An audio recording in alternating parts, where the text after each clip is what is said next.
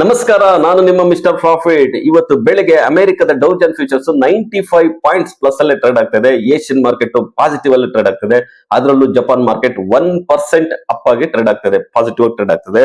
ಇನ್ನು gift Nifty ನೋಡೋದಾದ್ರೆ 25,600 mark ಅಲ್ಲಿ ಟ್ರೇಡ್ ಆಗ್ತದೆ. ಇವತ್ತು ನಿಫ್ಟಿ ಫ್ಲಾಟ್ ಆಗಿ ಓಪನ್ ಆಗುತ್ತೆ. ನಿಫ್ಟಿ ಎಬೋ 25,500 ಇದ್ರೆ ಅದು ಬೈಯಿಂಗ್ ಝೋನ್ ಅಂತ ಹೇಳ್ಬೋದು. ರೆಸಿಸ್ಟೆನ್ಸ್ ಬಂದ್ಬಿಟ್ಟು 25,630 ಆಗಿದೆ. ಸಪೋರ್ಟ್ ಬಂದ್ಬಿಟ್ಟು 25,330 ಆಗಿದೆ.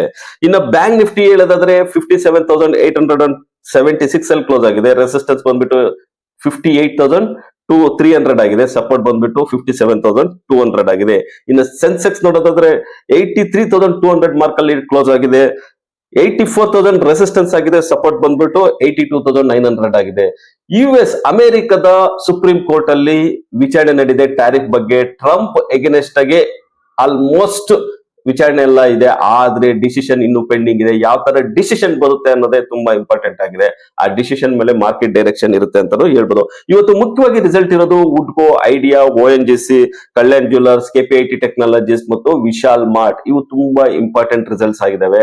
ಇನ್ನು US ಈ ವೀಸಾ ಡಿನೈ ಮಾಡ್ತಾ ಇದಾರೆ, ಅಂದ್ರೆ ರಿಜೆಕ್ಟ್ ಮಾಡ್ತಾ ಇದಾರೆ. ಯಾರಿಗಂದ್ರೆ ಡಯಾಬಿಟಿಕ್ ಇರೋಂತವ್ರಿಗೆ, ಹೃದಯ ಅಂದ್ರೆ ಹಾರ್ಟ್ ಡಿಸೀಸ್ ಇರುವಂತವ್ರಿಗೆ, ಕ್ರೋನಿಕಲ್ ತುಂಬಾ ಲಾಂಗ್ ಡ್ಯೂರೇಷನ್ ಯಾವುದೇ ಒಂಥರ ಕಾಯಿಲೆ ಇರುವಂತವ್ರಿಗೆ US ಅವರು ವೀಸಾ ನಿರಾಕರಿಸ್ತಾ ಇದ್ದಾರೆ ಅಂತ ಹೇಳ್ಬೋದು. ಇನ್ನು ಬೇರೆ ಗ್ಲೋಬಲ್ ಅಲ್ಲಿ ಹೇಳೋದಾದ್ರೆ US ಮತ್ತು ಜಪಾನ್ ಮಾರ್ಕೆಟ್ ಮೇನ್ ರ್ಯಾಲಿ ಕೊಡ್ತಾ ಇರೋದು AI ಒಳ್ಳೆ ಪರ್ಫಾರ್ಮೆನ್ಸ್ ತೋರಿಸ್ತಾ ಇದೆ. ಆರ್ಟಿಫಿಷಿಯಲ್ ಇಂಟೆಲಿಜೆನ್ಸ್ ಅನ್ನೋದು ಅದರಿಂದ ತುಂಬಾ ರ್ಯಾಲಿ ಕೊಡ್ತಾ ಇದೆ. ಇನ್ನು ನಮ್ಮ ಮಾರ್ಕೆಟ್ ಯಾವ ತರ ರಿಯಾಕ್ಟ್ ಆಗಿಲ್ಲ AI ಬಗ್ಗೆ, ಅದು ರಿಯಾಕ್ಟ್ ಆದ್ರೆ ಮಾತ್ರ ನಮ್ಮ ಮಾರ್ಕೆಟ್ ಒಂದು ಡೈರೆಕ್ಷನಲ್ ಮೂವ್ ಇರುತ್ತೆ ಅಂತ ಹೇಳ್ಬೋದು. ನೀವು ಇದ್ರ ಬಗ್ಗೆ ಕಮೆಂಟ್ ಮಾಡಿ, ನಮ್ಮ ಚಾನಲ್ ಲೈಕ್ ಮಾಡಿ, ಸಬ್ಸ್ಕ್ರೈಬ್ ಮಾಡಿ, ಶೇರ್ ಮಾಡಿ.